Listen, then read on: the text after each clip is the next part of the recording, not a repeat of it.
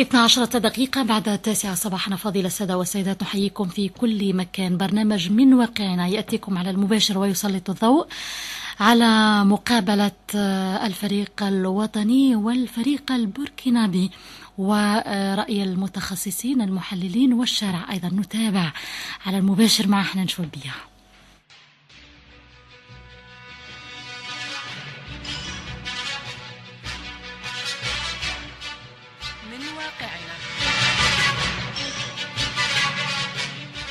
من واقعنا حديث حول الراهن وتفصيل في الواقع المعاش.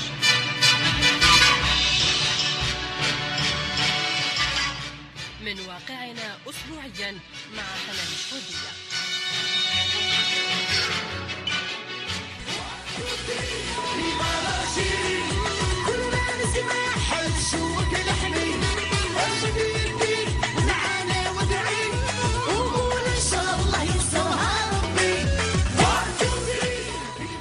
وسمعينا الأفاضل في كل مكان، السلام عليكم ورحمة الله تعالى وبركاته. أهلا بكم إلى عدد جديد من برنامج من واقعنا الذي يأتيكم عشية المقابلة والمباراة الحاسمة الخضر بوركينا فاسو.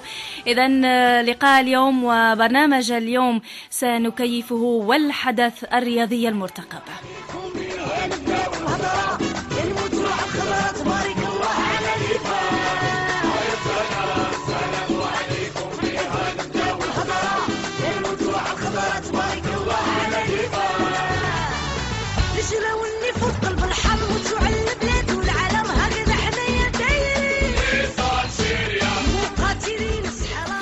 الجزائريين هكذا معروفين في مثل هذه المواقف، خاصة اللي تتعلق بالفريق الوطني. روح وطنية عالية نلمسوها منذ أيام. الجزائر كلها تعيش على وقع الاحتفالات المسبقة ويخوفنا من الاحتفالات المسبقة. إن شاء الله تكون خير، احنا متفائلين جدا لهذه المقابلة. تحقيق الفوز أكيد هو في ذهنية كل جزائري، ما كان حتى احتمال لتراجع ولا تعادل ولا الخسارة، ما كان حتى احتمال. إن شاء الله هذا هو السيناريو اللي راح يتحقق غدا بحول الله مع هذه المباراة الحاسمة. إذن عدد اليوم من واقعنا، لأنه واقع ولأن ننقل الواقع. سنتحدث عن المنتخب الوطني، لن نتحدث تقنيا كثيرا لأني لست مختصة في الجوانب التقنية. سنتحدث عن المناصرة، عن تشجيع الفريق الوطني، عن الروح الوطنية التي تعود من حين إلى آخر. نشم هذه الرائحة التي نفتقدها للأسف، نشمها مع المنتخب الوطني. تمنينا نشوفوها في حالات كثيرة، لكن معليش، هذا دايما يدل أن الشعب الجزائري بروح وطنية عالية تبرز مع الرياضة، لكن شيء جميل جدا.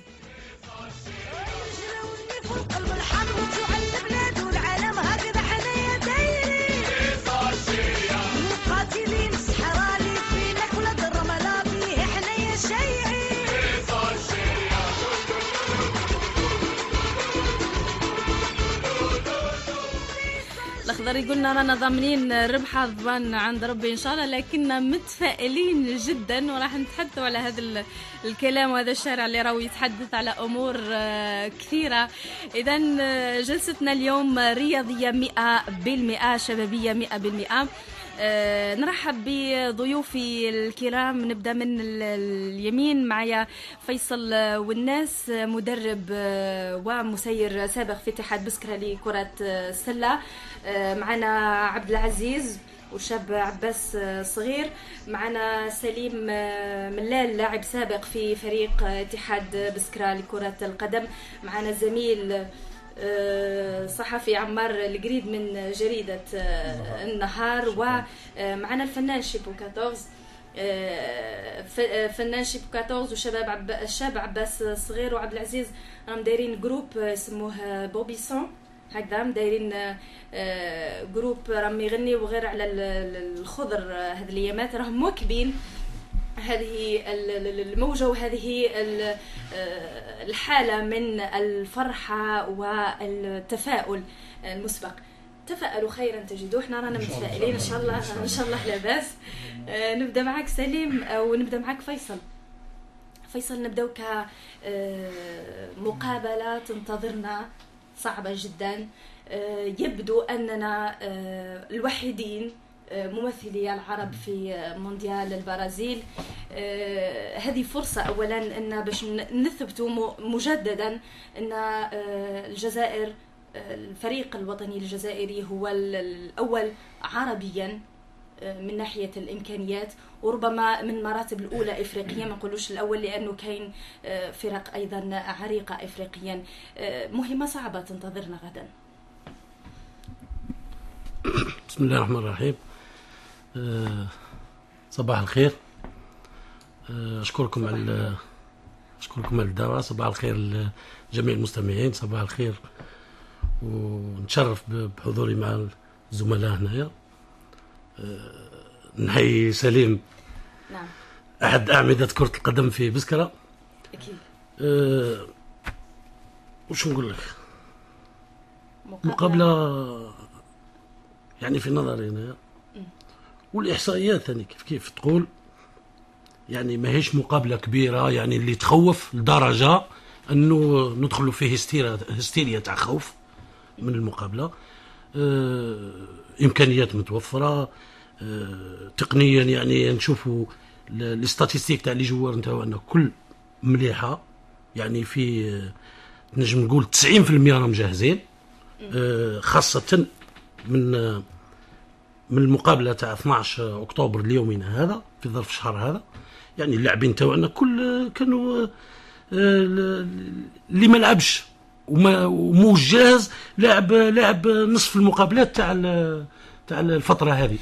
كي نشوفوا مثال لاعب في الفريق نتاعو من 12 أكتوبر اليومنا هذا لاعبين 6 جورني، يعني المخير فيهم لاعب 6 جورني، لاعب فيهم 5 مقابلات في لي جورني هذو. في ال5 مقابلات هذو تلقاهم 360 دقيقة، فيهم يعني 450 دقيقة. يعني من ناحية التقنية والإحصائية فريقنا واجد، نجم نقول لك 99%، بالإضافة اللي شاف المقابلة تاع الذهاب يعني يعني شفناها، اللي شافها يعني بعقله، يعني مش في المرة الأولى، اللي شاف المقابلة بعقله يعني بعد ما نقول لك ونعطيك الإحصائيات كاينة والناس كل تشوف يعني. المقابلة في إطارها حوالي 80% كانت لينا. كانت الأهداف اللي تمركات علينا 3 أهداف. الهدفين الأولين خطأ فردي نتاع لاعبين، الهدف الثالث خطأ جسيم من عند الحكم، يعني كأخطاء استراتيجية وغلطات في الخطة التكتيكية ولا ذاك ما كانش. يعني أمور يعني نعم، يعني أمور كما الهدفين ولا خطأ تقني فردي تاع 2 جوار، يعني تاع لاعبين 2 ما كانوش في المستوى في اللقطة هذيك تاع الأهداف. طيب. زايد الهدف نعم. ليه خطأ فادح من عند الحكم. نعم أكيد. طيب سليم، بصح مالغريتو رانا خاسرين يعني لازمنا نربحوا في هذا الماتش الجاي. يعني هذا الشيء اسكو يخلي صعوبة. وثاني نفس الشيء انه في بلادنا اكيد ضغط كبير، وهذه الاحتفالات المسبقة يعني ضغط كبير على اللاعبين راهو يستنى فيهم. ما نزال ما نهضروش على الاستاد وعلى الحاله الجويه، ورانا خايفين سيناريو 5 جوية. كان الجوار بعد. بسم الله الرحمن الرحيم. نعم. يعني نشكركم على حسن الضيافه شكرا. وراني فرحان كي تواجدت مع جماعه جدد ومع جماعه اصحابي كانوا يعني دي سيبورتور في بسكره. نعم. نهضروا حنا على المقابله تاع غدوه ان شاء الله باذن الله. الناس كلها هي تزمر في حوايج، لان الناس كل ماهمش سي با دي زونترينور، ماهمش مدربين. الشعب كل يقول لك لو يوظف مثلا مايدي، لو يوظف باي اكزومبل مهدي مصطفى، لو يوظف فلان، لو يوظف فلان، واللي راهو عايش الكابوس الكبير هو المدرب. ما كان حتى واحد. احنا معروفين الجزائريين كل مقابله احنا اللي نديروا السيناريو، لو كان يدير هذا وكل يجيب هذا وينحي هذا. لا بالفعل، ولكن نكونوا ولكن نكونوا عند الحدود نتاعنا. ما نجوزوهاش يعني انصار يعني للفريق سرج من الانصار هذا عندهم حدود لانهم ما يتعداوش المستطيل الاخضر ويعودوا يقول لك لو يدير هذا ولا يدير لو كان يدير هذا ويدير هذا لماذا نجيبوا حد يزيد يحكمنا احنا المده هذه كل صح. هم كاين مدربين في المستوى كبار يعني نذكر مثال الشيخ يعني ربح سعدان الشيخ يعني مصطفى مهداوي جماعه كل يعني مدربين هذا كل سي دي زونسيان ودي زونسيان جوار راهم مدربين درك ما يدخلوش في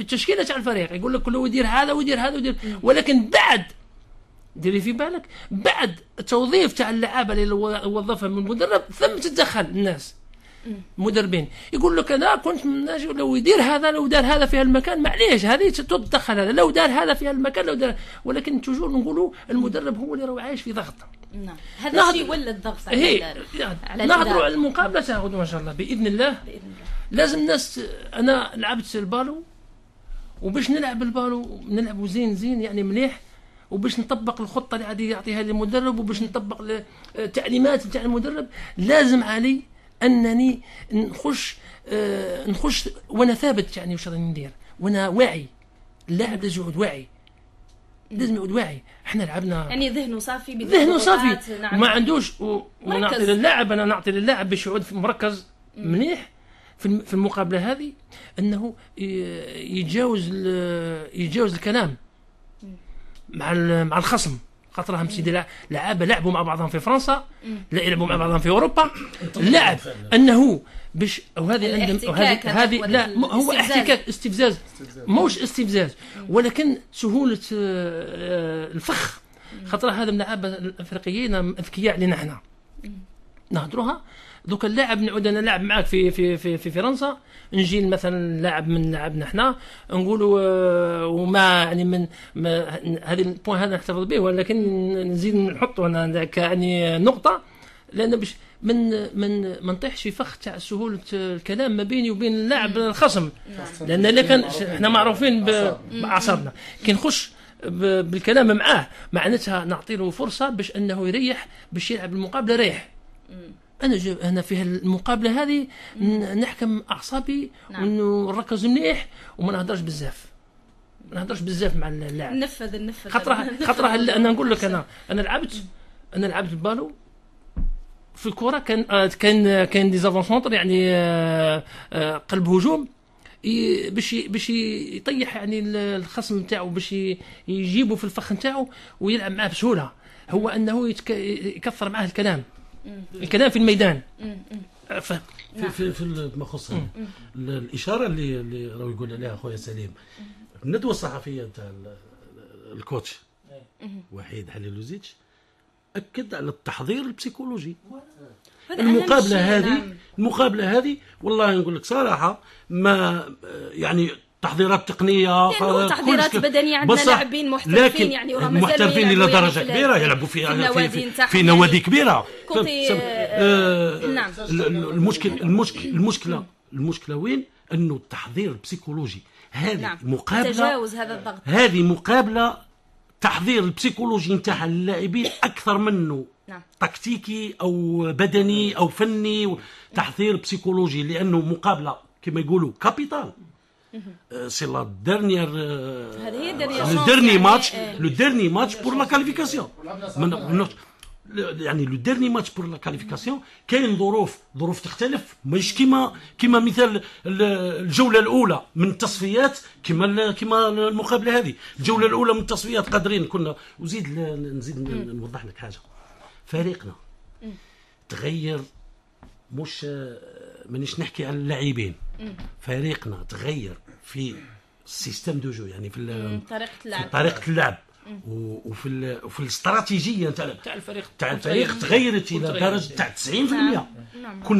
كنا نشوفوا حنايا بغض النظر عن المدربين ما نجبدوش اسماء عمرنا ابار الجيل تاع 82 و 86 عمرنا لا كنا نخرجوا لبرا نسجلوا ولا كاينه حاجه اكثر من نسجلوا لا سامحني نخسروا ونرجعوا في النتيجه. جماعي مش سهله هذه يعني بقاو نقططي ولا وين في الافريق في الافريق يتماركا لك بيت راه تفرما كلش فعلا يتماركا لك هدف وين في الافريق وترجع تعدل، يزيد يتماركا لك وترجع تعدل. يعني بسيكولوجيا لا بسيكولوجيا انا نطمنك انا حكم لي طراق من انا نطمنك باللي بسيكولوجيا هو حكى السيد المدرب حكى على التحضير البسيكولوجي. انا نطمنك باللي بسيكولوجيا فريقنا من كاس افريقيا 2013 ليومنا هذا تحسن بسيكولوجيا اكثر من وقت قليل. طيب الاخضر ناخذ فاصل، يبدو اننا راح نستقبل ضيف اخر، بعدها نواصلوا الحديث أكيد. والجزائر حقيقة مبروك لهذا الجيل بالعودة من جديد، مهما ستكون آخر نقطتين. مبروك للجزائريين عودة منتخبهم، عودة الفناك، عودة محارب الصحراء.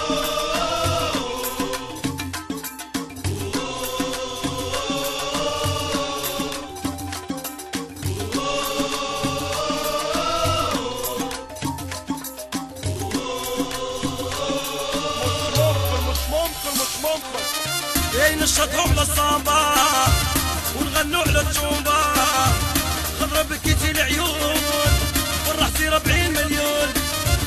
نشطوا على الصامبا ونغنوا على الجومبا، خضرة بكيتي العيون والرحسي 40 مليون.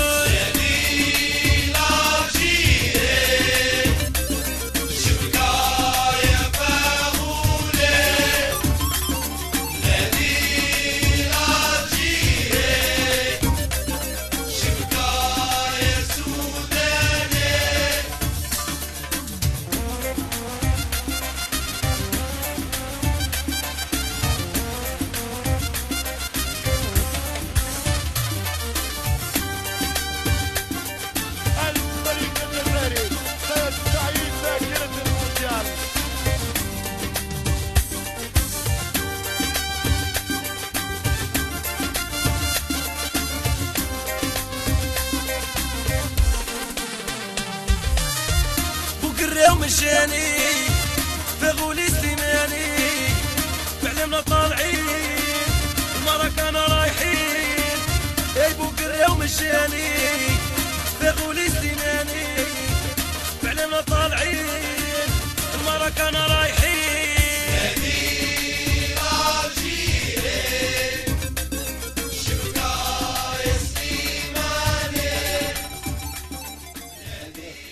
إذن عدنا إليكم مستمعينا الكرام، وهذا الفضاء المفتوح هو برنامج من واقعنا، لكن كيفنا موضوع اليوم لفريق الوطني وأخبار الخضر عشية المقابلة الحاسمة غدا أمام بوركينا فاسو. الأغنية اللي كنتوا تسمعوا فيها هي من أداء شاب عباس والفرقة، يعني هذا إنتاج محلي يعني بسكري 100%، يعني شيء جميل جدا. حبيت نشوف انه يعني الفن في الجلسه هذه فقط نذكر انه راهي يعني جلسه فاغي يعني متنوعه، راح نجمعوا ما بين الفن والتحليل الرياضي والتكنيك وكلش، يعني حتى الجانب الصحفي. طيب شيبو 14 الجانب هذا الفني مؤخرا يعني خاصه من درمان ورواح هنايا، يعني عاد الفنانين راهم يتابعوا ليكيب ناسيونال في كل خرجه، اذا كان كاس افريقيا يخرجوا اغاني عليه، اذا كان مونديال يخرجوا الاغاني، يعني ولات الحركه الفنيه مواكبه الحركه الرياضيه. يعني في قبل ما كانش من اغاني 82 86 ما كناش نسمعوا اغاني جديده، هذا الشيء ايضا يحفز المنتخب الوطني. انتم واش درتوا ايضا؟ هضرنا على الجديد تاعكم. بسم الله الرحمن الرحيم، والصلاة والسلام على أشرف المرسلين. أولا ببدء صباح الخير عليكم الزلف اللون، بونجور تو الموند. بهذه المناسبة الطيبة نشكر إذاعة زيبان على هذه الاستضافة، ونحيي زملائي اللي في البلاطو هنا. هذا الكوكتيل المتنوع من رياضيين، من تقنيين، من صحفيين، فنانين، مثقفين، والفنان والمثقف ثاني عنده دور في مبادرات كما هذه الرياضية والفنية، لأنه الفن أو الثقافة بمفهومها الفعلي وبعيدا عن المصطلحات الفلسفية، الثقافة هي الانتماء إلى الأرض والوطن. وربما أكثر شخص ملتصق بالأرض وهو غايب علينا في البلاطو هو ربما الفلاح، لأنه يعشق الأرض ويحبها. نهدو له تحية من بلاطو إذاعة الزيبان، ولا يمكنني أن أكون مخلصا للأرض ما لم أوجه تحية إلى حماة الأرض الذين يذودون على أمن الجزائر، وتحية إلى الجيش الوطني الشعبي المرابط على حدودنا مع مالي وليبيا وتونس، حماهم ربي وحفظهم إن شاء الله من كل سوء. وتحية كبيرة إلى الشعب الجزائري العظيم الذي أعطى درسا كيف تصان الأوطان وكيف تقدس. هذا الشعب الذي صد وتصدى إلى كل مؤامرات وإلى كل الحملات التي تحاك ضده من أجل تفكيك وتقسيم اللحمة الوطنية اللي رانا نشوفوها اليوم من أم درمان، من موقعة البليدة. هذه اللحمة الذي ورثها الشعب الجزائري أبا عن جد منذ ثورة نوفمبر، ونحن في نوفمبر نحيي أبطال نوفمبر ونترحم على شهداء نوفمبر. دايما في نوفمبر عندنا إنجازات. نعم. شهر الانتصارات. شيبو 14 كيفاش راكم تواكبوا الحدث؟ وش وجدتوا؟ على بالي عندكم الكثير وعندكم الجديد، وانا سمعنا شوية من الجديد تاعكم. يعني الحمد لله الشعب الجزائري معروف وربي يحفظنا من العين، رانا قلبا وقالبا وراء فريق الوطني. كل أطياف الشعب الجزائري وعلى كل مستوى كل واحد وشرب القدم. احنا كفنانين جروب بوبيسون أردنا أن نقدم هذه الأغنية إلى الشعب الجزائري، هو إنتاج بسكري 100%. ورانا متفائلين إن شاء الله كما قال رسولنا الكريم تفائلوا خيرا تجدوه. رانا متفائلين حتى النخاع، وإن شاء الله نفوزوا غدوة بالمباراة، وإن شاء الله نسطحوا على الصومبا والتومبا، وإن شاء الله البرازيل إن شاء الله بإذن الله. إن شاء الله. الشاب عباس الصغير صومبا رومبا قلت لك. طيب عباس ايضا يعني شيء فني درتوه في وقت قصير وحبيتوا يعني تبانوا وديروا البصمه نتاعكم في هذه الفتره. بسم الله الرحمن الرحيم. لولا نشكر إذاعة الزيبان على اللي عرضونا هنا، ويعني جا نعم سما بالإذاعة تاعنا رانا شايعين ورانا كذا الحمد لله. الحاجة كما هذه والله فكرة كما نقولوا جروب كومبلي، مانيش وحدي أنا. والفريق الوطني هذا سما كما نقولوا ما كانش اللي مش راح يتبع، وما كانش اللي مش معاه، وما كانش اللي مش راح يبدي. سما أي حاجة راح دير أي حاجة على جال اللي كنت. لا وليتوا أجور يعني مع المنتخب الوطني، راكم دايما تحاولوا تبعوه ماشي كما كنا في الوقت هي صح. يعني الوقت اللي انا فيه دركا كثرت بزاف كما نقولوا الحوايج هذو كثروا، وحبينا نمدوا حاجه ثانيه من ولاية بسكره. حاجه بسكريه يعني حاجه بسكريه بعد تاعنا احنا. ماذا بينا الفريق الوطني. نعم. وان شاء الله نربحوا ان شاء الله يا ربي. ان شاء الله. ماذا بينا غدوه اكيد غدوه بارتي كبير ان شاء الله يا ربي ان شاء الله. لانه الوقت يدهمنا. حابه كل الاطراف راهم ياخذوا حيز من النقاش. عمار القريد من يعني جريده النهار. الشعب الجزائري مؤخرا راهو غير الجرائد، كل وسائل الاعلام يتبع فيها يعني درجه كبيره، يتبع في اخبار الفريق الوطني بشكل كبير. كيفاش راهي تساهم الصحافه خاصه الصحافه المكتوبه لانها تجيب ايضا اخبار دقيقه واخبار متنوعه رياضيه؟ كيفاش راهي تساهم في نقل الحدث بدون يعني الضغط هذاك، نزيدوا يعني الضغط، ولا تساهم في الضغط على الفريق الوطني؟ بسم الله الرحمن الرحيم. لانه كاين بعض، سامحني فقط، لانه كاين بعض التصريحات وبعض تزيد من قلق الشارع، تزيد من ضغط الاداره، تزيد شويه. اولا بسم الله الرحمن الرحيم، نشكر طاقم اذاعه الزيبان اذاعه بسكره على الدعوه هذه، وعلى راسهم الزميله حنان شوبيه. اولا وقبل كل شيء حبيت نقول كلمه، كان الله في عون المدرب وحيد خاللوزيتش، لانه هذه ماهيش مقابله نعم ماهيش مقابله تحضير بدني ولا تحضير كما سبق ونذكر الزميل قبل قليل، مقابله روح وطنيه، مقابله نيف كما يقولوا. سبق وان لعبنا مقابلات قبلها صعب من هذه. مثلا لو تعثرنا في البنين ولا في رواندا ما كناش نكونوا حاضرين اليوم. فيما يخص الجانب الصحافة وتطرق لمواضيع المنتخب الوطني، يعني الصحافة هذا دورها وهذا الوقت اللي لازم توقف مع المنتخب الوطني أكثر من أي وقت مضى. لازم تشجع اللاعبين، لازم تكون تنقل لحظة بلحظة تدريبات المنتخب الوطني، الغيابات، الحضور، طريقة الدخول الملعب، يعني لازم توعي الشعب كيفاش لازم يكون، خاصة من جانب أنه نعرفوا باللي الملعب راح يكون مكتظ عن آخره. ماذا بينا الصحافة توصل الرسالة بأنه تذاكر بيعت بأمانة. نعم لازم بأمانة، لازم نوصلوا الرسالة بأنه الملعب راح يكون مكتظ وراح تكون فيه لا قدر الله أحداث بعد المقابلة إن شاء الله ما نتمناوهاش نتأسفوا حتى على بيع طريقة بيع التذاكر يعني، والجرحى اللي وقعوا. نعم فيما يخص نعم الصحافة علاه أكدت على كلمة بأمانة، لأنها أنا شفت الصحافة في اليومين اللي فاتوا، ممكن نذكر لا بدون ذكر اسماء أكيد، لكن ندوة صحفية شفناها صوت وصورة، يعني ما كانش اللي ما شافهاش، الأخر خلاص يروح اليوتيوب يلقاها. تخرج جريدة من الجرائد، وش نقول لك يعني صدقني 50% من الكلام اللي مكتوب ما تقالش في الندوة الصحفية. صح.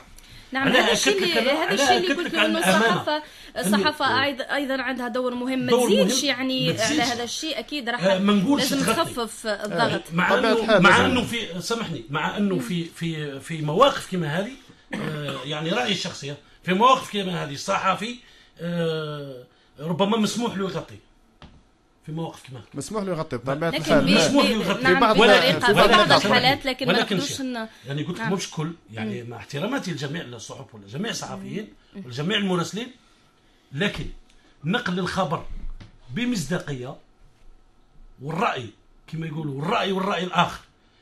انا باش تقول لي رايك، الامام الشافعي رحمه الله واش قال راينا الصواب يحتمل الخطا، راينا الصواب يحتمل الخطا ورايكم خطا يحتمل الصواب. لكن الراي اللي يعود فيه مصداقيه، اللي يعود قابل للنقاش، يعني رايك اللي يعود ما فيهش كذب، ما فيهش افتراء، هذا يعود قابل للنقاش، هذا يعود قابل للنقاش.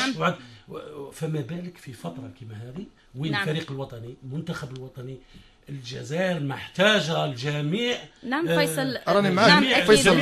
عمار لازمنا نعرفوا كيفاش نتعاملوا في مثل هذه المواقف. يعني في هذه النقطة بالذات أنا مطلع على الصحافة بشكل يومي تقريبا. ما فهمتش بداية في نهاية الأسبوع نظن السبت ولا أمس الأحد كاين صحيفه طرقت لانه الناخب الوطني هدد بالاستقاله بعد المقابله وهدد مش وقته هذا الموضوع كما هذا مش وقته تماما يعني 50% غلطه ممكن. نعطيك مثال حاجه. نعم انا هل لوزيتش قال باللي فريقنا، انا عندي صوت وصوره، قال فريقنا غير جاهز. واش قال عندي بعض اللاعبين ماهمش حاضرين، ما همش حاضرين ب 100%. نعم ما كانش اللي يحضر 100% في لقاءات ولا صح. شكون اللي يحضر 100%؟ تأولت الحكايه وخرجت الصحيفه على انه تهديد بالفشل. مش القضيه، خرجت وقالت باللي قال هذه نقطه برك من اللي قالتها، قال باللي فريقنا مش جاهز. نعم سي با نورمال اخويا.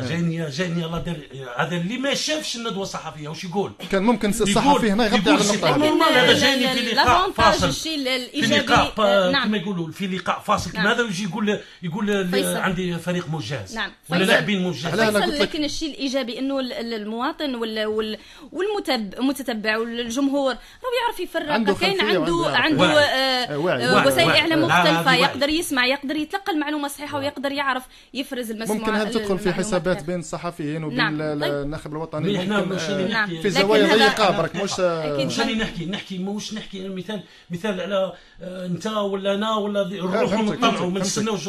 كاين ناس يستناو الجرايد. علاه انا قلت لك في اول كلام تاعي هذه مقابله نيف ومقابله كما يقولوا مقابله نفسيه اكثر منها مقابله تحضير بدني ولا حضور في الميدان.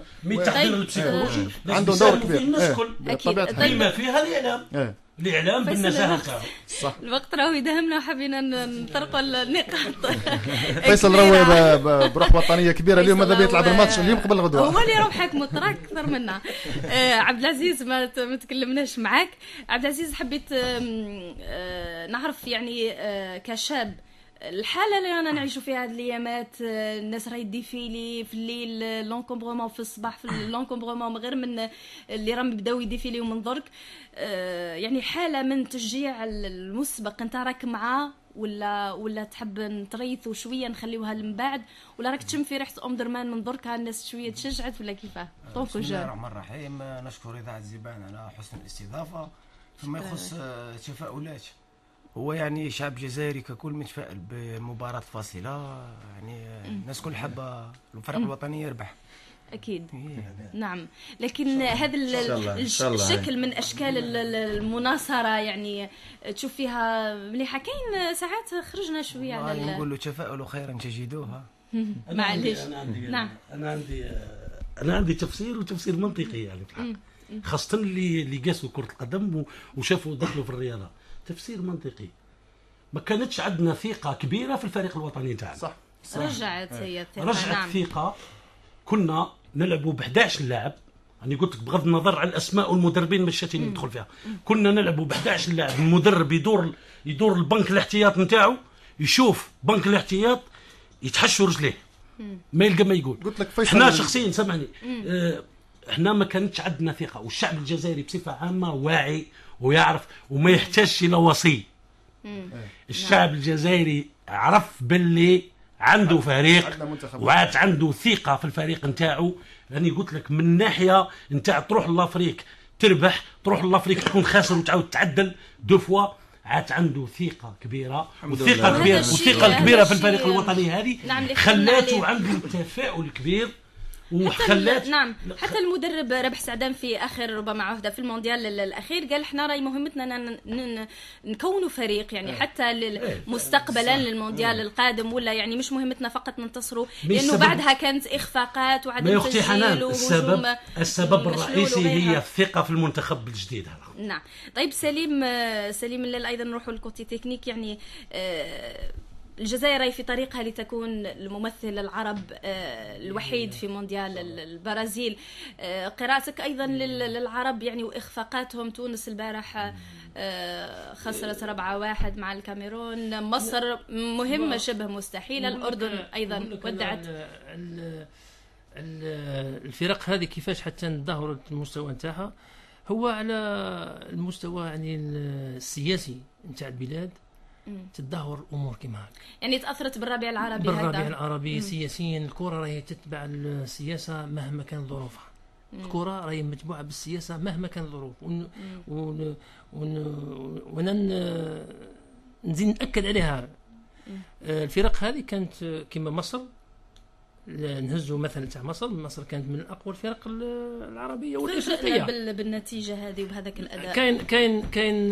كاين بغض النظر على اشياء كانت خفيه ما يعرفهاش اللاعب المناصر، ولكن يعرفها اللاعب هذه بغض النظر، لانها مصر كانت في شيء ومن بعد تطرقت الى شيء دهور المستوى نتاعها. نهزوا ليكزومبل تونس كان يضرب بها المثل. نعم، كانت فرق عربية يعني في شمال المغرب، حتى في المغرب نعم. كان يضرب بها المثل. لا نهضر لك على تونس. كنا احنا نتمناو انه يعود فريق عندنا كما تاع تونس. اكزامبل المروك، وين كان المروك ماهوش يعني كان مستوى تونس، ولكن كانت عنده ثاني حتى هو نزعه، وكانت عنده يعني كان عنده فريق يعني مليح. نرجع من هذا الشيء الحوسه، نرجع للفريق نتاعنا احنا. كيف احنا درنا يعني فريق كوناه من ناحيه يعني من جوانب كل. ما نلعبش لعب خام، لعب مكاموفلي، يعني لعب مغطي. نلعب هكذاك، نقول نلعب باش نلعب. كنا كل وراء الفريق الوطني، والدافع اللي كنا الفريق الوطني تاع قبل هو الدافع الانصار، هو اللي خلاه. ما كانش يعني ما كانش لعب. نعم. ما كانش تقنيه، ما كانش لعب. يعني ما نتهموش يعني المدربين ولا حاجه. المدربين حاجه محاربين فعلا، يعني خرجوا علينا هذا المحارب الصحراء، لانه كنا نلعبوا بحراره يعني. لا كانت خفايا في الفريق الوطني، ما ينكرش الانسان. ولكن بعد تغير جذريا للفريق الوطني، يعني من ناحيه المسؤولين، من ناحيه المدربين. هنا كاين ان بلان دو ترافاي اللي مشى عليه فاق به، ما نقولش مشى عليه، فاق به ساعه وراوه باش مشى الفريق نتاعو. فاق باللي لازم له ان اونترينور يعني اوتوريتير ديسيبلينار، يعني اونترينور كي امبوز لي انستركسيون تاعو في ايفيكتيفمون.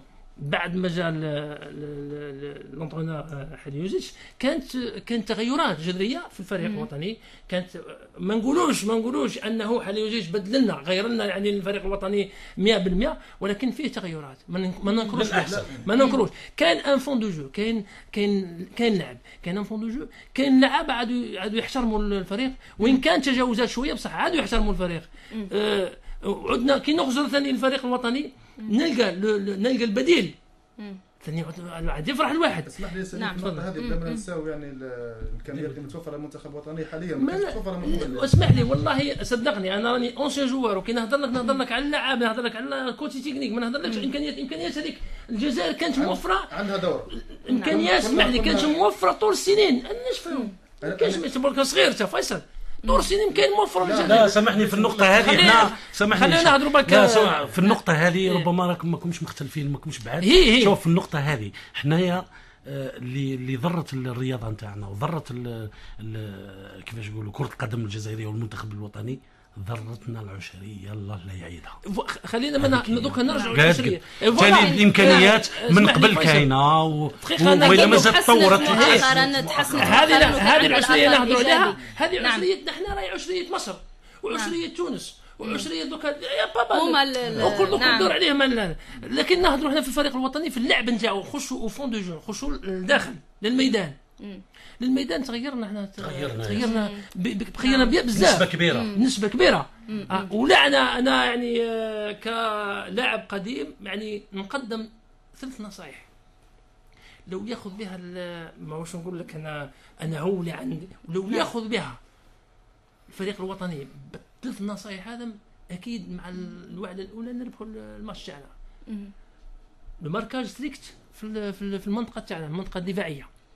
وحنا نعرفوا باللي الهفوه تاع الهدف اللي تماركنا بتروبا من هفوه تاع مصباح. كانني مش تمركز، انه خلى جوار افونسا قدامه. كان شويه الحبس، ما كانش يشوف فيه. لا حبس يحسب فيه، خلاه اورجو باسكو لا خليته اورجو من ناحيه هذا، باسكو لازم نهيئ روحي بدنيا، نتبعك حتى راك في البوزيسيون دورجو، ونطلع عليك كي نمنع على بال. انا كي نعود نكونسونطري في لا بال باش نمنعها البوزيسيون دورجو، الاربيتر يهزك هك ما راك تبعته. هذه من ناحيه لازم نطبق الماركاج لو ستريكت في لا زون تاعنا. دوزيام دي شوز يفالي، هذه لازم الانسان ياخذ بعين الاعتبار. ماركينا با مال دو بوت سير لي زال، وناتاك سير لي زال. هذا مادام عندنا النقاط القوه، يعني القوه تاعنا في عندنا فغولي ادروات، عندنا سوداني اغوش. في النقطه هذه من النهار اللي جا حليلوزيتش بدلنا الخطه وعدنا نلعبوا 4-3-3. هي نجم 4-3-3 تعتمد. نطبق، اسمعني بس نطبق هذه النقطه الثانيه. هذه في البدايه النقطه الثانيه. النقطه الثالثه هذه لازم لعابه يعود اللاعب لازم يعرفها. يفو جوي سور. نعم، لازم تلعب ثقه سور دو توا مام. لازم كي تمد اون بال تمدها سور، مش نمدها برك. اكيد هي مفاتيح ثلاثه، وهي اكيد راهي عند الاداره وعند يعني المسيرين تاع الفريق الوطني. الوقت راهو يداهمنا كثير. حبيت فقط ندور على كل واحد بسؤال اخير. عمار القريد، كايضا نقطه مهمه حاليا، الاشاعه راهي دايره حاله ثاني في وسط الجمهور الجزائري. ماناش راح حابين تتميع المباراه، ومش حابين تفقد يعني هذه مصداقيتها. الماتش مبيوع ويعني اشاعات كثيره راهي تمشي هذه الايامات. احنا حابين نحو هذه الصورة، ما هيش من عادة الفريق الوطني، ولا انه معروف بالنيف، معروف انه يحارب، ومعروف يعني كصحافة دوركم ايضا انكم تنحوا هذه الاشاعات، وانكم يعني توضعوا حد لها منا ومنكم. يعني راك زميل، يعني دورنا كامل يعني. هي امور منطقيه، امور معروفه في كل قبل كل مقابله مصيريه كما هكذا. احنا نقدموا رساله للزملاء يعني في الصحافه انه راح يكون الاداء، راح يكون النتيجه في الميدان، يعني نخلوا الميدان يهدر والاشاعه ما لا مكان لها في المنتخب الوطني.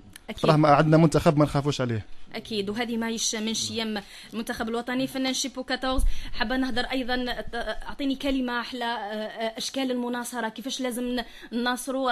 رانا شويه خرجت الامور على نصابها هذه الايامات، كاين ناس شويه بالغت في الاحتفال المسبق، لازم نخليو هذاك الاحتفال لما لا نرجعوا اجواء درمان واحسن، لكن بطريقه صحيح. كاينه فوضى دوكا رانا نشوفوا فيها في البلاد وكذا، ماذا بينا كل واحد يحترم الاخر، خاصه كما عندها نهارين واحد المراه اونسانت ما جات تفوت لوبيطال بك هنا بالذراع كما يقولوا. لازم نحترموا بعضنا، لازم نحترموا العلم اللي رانا معلقينه في السياره، اللي رانا معلقينه في الدار، اللي رانا معلقينه، لانه احنا كما نقول لك مدايرين مبادره في جامعه محمد خيدر بمديريه الفرعيه للانشطه الثقافيه ومصلحه النشاط الثقافي بالاقامه الجامعيه وسط بسكره، مدايرين مبادره. طالب كي يجي دوموندي علم نعطوه علم ونعطوه واحد البليونت صغيره فيها تعريف على العلم الوطني. قال العلم الجزائري معرف بالقانون رقم 63 145 25 ابريل 1963، علم الجزائري يتالف من اللونين. نعطوه هذه القسيمه فيها تعريف على الوطن الوطني بزيد يحترموا وكذا. الثاني مدايرين مبادره في جروب بوبيسون، رانا فاتحين مشروع البوم اغاني على الفريق الوطني اللي اكد حضوره. درك عندنا الشاب اسكندر اكد حضوره، عندنا الشاب ميدو، وكاين وهذه دعوه من اذاعه زيبان لكل فنان بسكر يحوس يدير غنايه على الفريق الوطني، راب راي اي حاجه، مرحبا به في استوديو بوبيسون، يجي مرحبا به. وزيد ثاني نضيف دعوه من هنا يفتحوا المجال للشباب. الشباب عنده اغاني كبيره في الراب في الراي في كذا، ما كانش نشوفوا مديريه الثقافه راهي غايبه، نشوفوا لجنه الحفلات تاع البلديه غايبه. نعم. الدمين ومفرموا غير بعضهم، يحلوا اللي جون شباب بسكري عنده مواهب عنده ابداعات. نعم. مش غير على الفريق الوطني، على الفريق الوطني على الجزائر اغاني كبيره. أكيد. يحلوا الفضاءات. عندنا سامحيني نقول لك كلمه برك الاخت، عندنا الهواء تاع الهواء طلق راه مفرمي، البلانير تاع بالعياط غير كراسه نشوفوا فيه مكان، الهواء طلق اللي في البلاصات راهم فرمي، القاعات الشباب كاين يحوس يبدع ما لقاش فضاءات. حلوا للناس يا ناس، حلوا للناس، حلوا للشباب، خلوهم يبدعوا. نعم. ما تخلوش الدمين ومفرمي غير بيناتكم. هذه رساله الفنانين. شكرا عباس الصغير.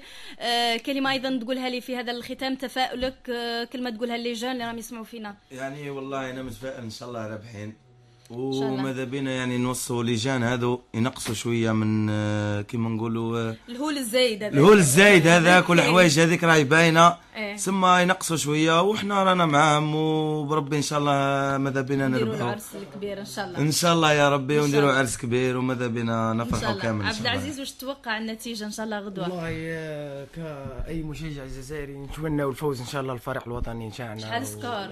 والله ماذا بيا 3-0. 3-0 فيصل 1-0 يكفينا هو، لكن لا يكفي بصح، واش تتوقع؟ يكفي 1-0 نروحوا به، لكن حتى 3-0 ما عندك ما تقول. انا 3-0 نتمنى 3-0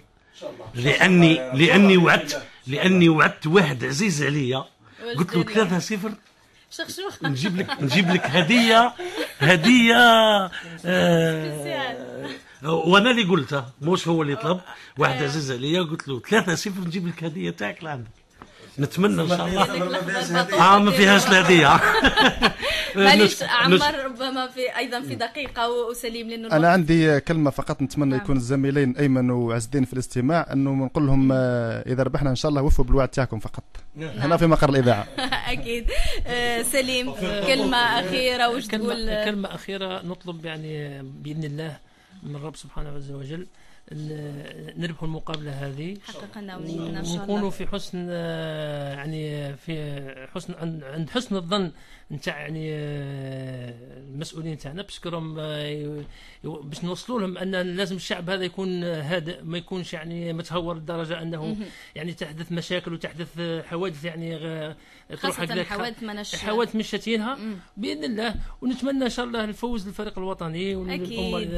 اكيد امنياتنا بالفوز. يعني خليني نقول لك واحد الحاجه، بك الاطفال البارح الاولاد الصغار حتى هم عندهم اغنيه جيت عقب ضحكتني في حي الضلعه.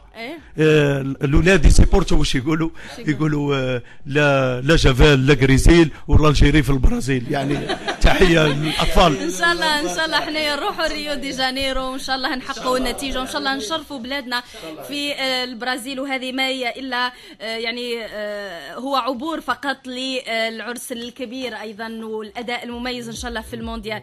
شكرا جزيلا لحضورنا الكريم، شكرا على هذه التحليلات. نتمنى كل الخير للخضر ان شاء الله. غدوه اكيد راح نكونوا معكم بتغطيه خاصه ومفصله لزالجيريان دي ستار.